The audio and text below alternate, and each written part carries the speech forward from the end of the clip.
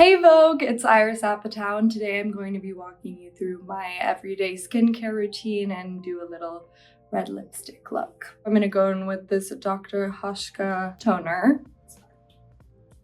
I'm using the Dr. Sturm hyaluronic serum. My mom has the most incredible skin, and so does my grandma. So I think that's where I got some of those good genes, but I did go through a period of time where I had pretty bad hormonal acne. When I was in high school, middle school, I would take my makeup off with hand soap. So I have come a long way. It has not always been good. My next step is this Dear Claire's moisturizer.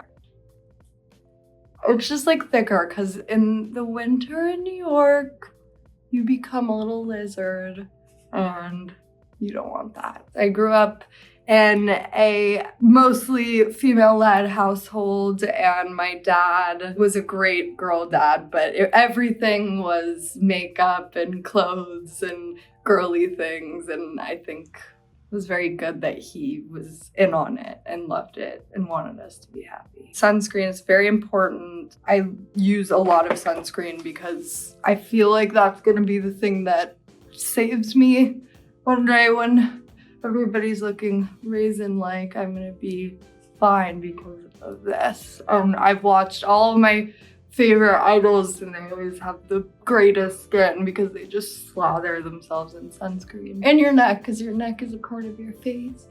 Now to like top it all off, I just use this oil.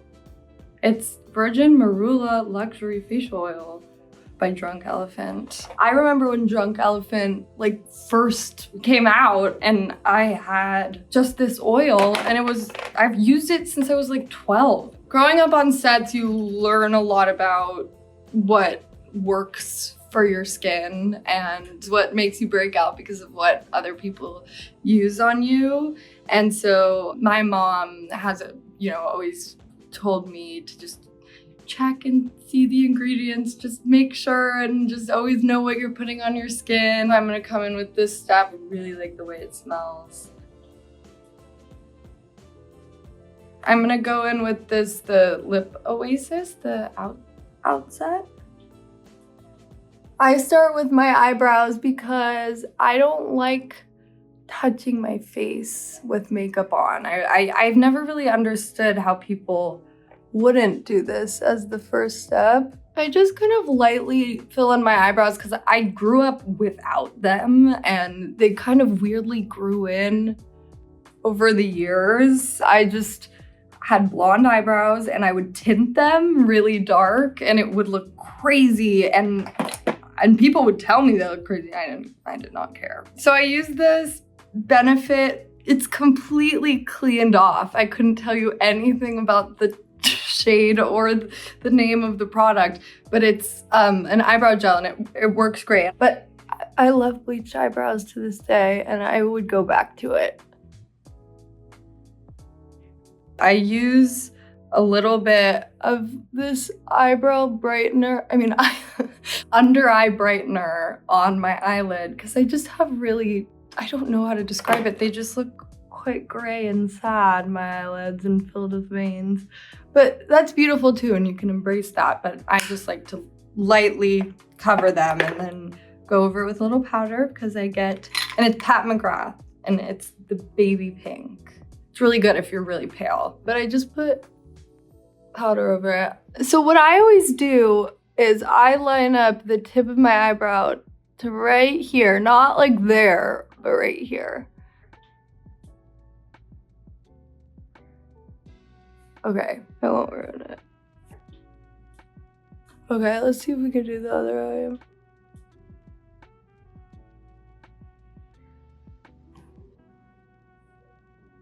Did that work? I'd say so. Yeah.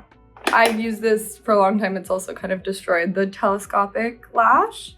And this is just a tried and true. It's very good if you want like just long looking lashes. I feel like this video is like my magnum opus makeup. I really thought about it. I sat with my makeup and I was like, which one of you are my most reliable soldiers?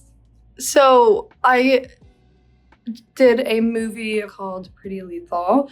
And in the movie, I did this exact cat eye every day. I did it on myself. It's kind of surreal working with people that you admire at this young. Like, you feel like you're in a dream, and that's what kind of being around Uma Thurman felt like. Okay, so I'm gonna go in with the Benetton. This is like my first makeup thing I owned. So in this movie, we do a lot of ballet, and we did have to come a few weeks early and do what they told me it was called ballet boot camp, and then everyone laughed at me for calling it that. It was brutal. It was the summer in Budapest, and it was really hot in this like gymnasium, and everybody is like real dancers and needs to be warm, and they didn't want the fans on, and I'm just pouring sweat, and it was amazing to be around real dancers and watch them shine. Also, I put a little bit of this in my eye. I go in with this Merit concealer, which I really like. I do a little like that for no reason. I don't know what it does. And then I just put like under there, on my chin, my T-zone, because that's where I have a little more discoloration. But this is how my friend did it once when I'm copying her. But I take this brush. Oh wait, I'm using this Personal Day spray. It is great for sanitizing your face after you've like worked out and stuff, but I put it on my brushes just to clean them. I don't clean my brushes as much as I'm meant to, and so if it's a few days, then you know you should put that on. I go back in with the eye brightener, and I just do it right here. I've auditioned for a couple of the Hunger Games movies, and I always have fun with it because I love the books. I got this audition for this character, Proserpina, and I was immediately excited about it, but I was like, I have no shot. No way. What I did right before is I put on like crazy pink lipstick and eyeshadow and a big pink dress, and I was just like, I'm just gonna go for it because either way, it's a cool thing to get to say you played a character even for 2 minutes. The callback was terrifying, and I found out that I got it a little while later. I was so happy. I'm gonna set my face with this same powder I used on my eyelids earlier. The first person I call when I get a part is my mom, because she is the most supportive ride or die friend and mom. It's more exciting to tell her that I got the part than getting the part because she's so happy. I tell my other friend Layla, because she's always like, you need to enjoy this. This is very important that you take this in. And I'm like, it's just the perfect combo of like, stay grounded, but be excited. And those are my two go-tos. Next step, I go in with this fun blush from MAC. I use this spray on the brush to make it like pick up a little more pigment. I don't know where I learned that from. I feel like that's like an old YouTuber, beauty YouTuber thing that people did. I mean, I used to make my own makeup tutorials. Hello everyone. Today I'm going to be doing my very honest school get ready with me because ooh, yes. I know very people honest. like to do really cute ones. Look at me now doing the same makeup, the same blush. Just in that video, I just pour it directly on my face. I feel most confident in a red lip, and I kind of always have. So I'm using shade 8 and this Armani lip pencil that I stole straight from my sister. I love how it's really just not sharpened at all.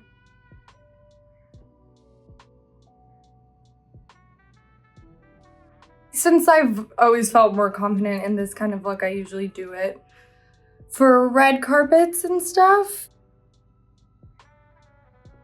I think about this one look I pulled at the Paranorman premiere, which was a beautiful popsicle dress. It was so cute. I was like 10. What did I do? Walk straight to the face paint counter and get a zombie on my face. I looked so cute right before too, and I hopped on that carpet quick. I beelined to the carpet.